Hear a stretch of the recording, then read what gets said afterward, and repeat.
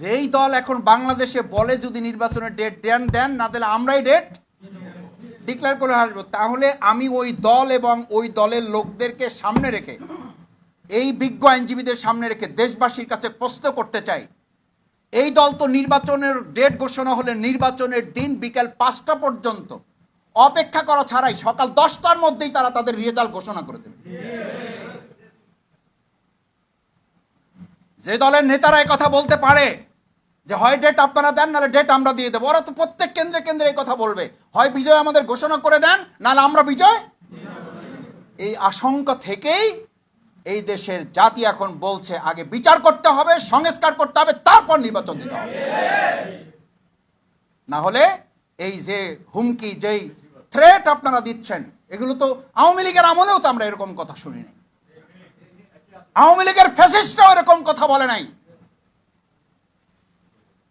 ওরা তো অন্তত সংবিধানের কথা বলছে, দোহাই দিছে, কোর্টের দোহাই দিছে, কিন্তু এত বাজে কথা মানুষকে বলে বিব্রত করে নাই। আপনারা বলেন বিব্রত, বিব্রত তো জনগণ। আপনারা বলেন আপনারা হতাশ, হতাশ তো জনগণ। জনগণকে আমরা হতাশ করছি।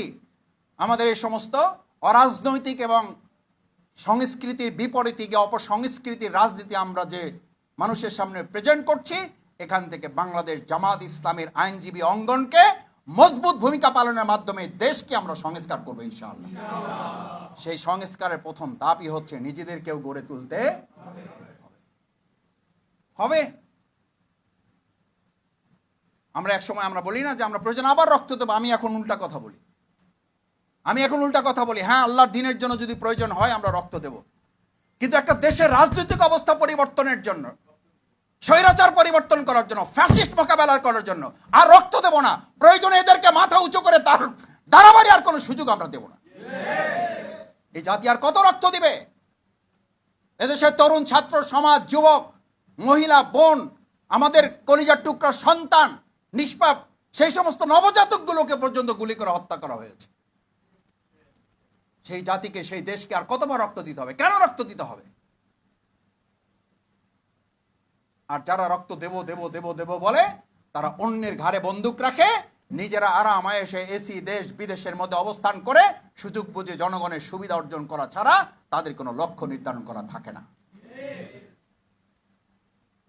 ভাইয়েরা, এই জন্য আজকের ওয়ার্কশপ আমরা বলছি, এই ওয়ার্কশপের মূল লক্ষ্য হচ্ছে আমরা দেশ পরিবর্তন করতে চাই, জাতি পরিবর্তন করতে চাই, কিন্তু তার আগে আমরা আমাদের পরিবর্তন।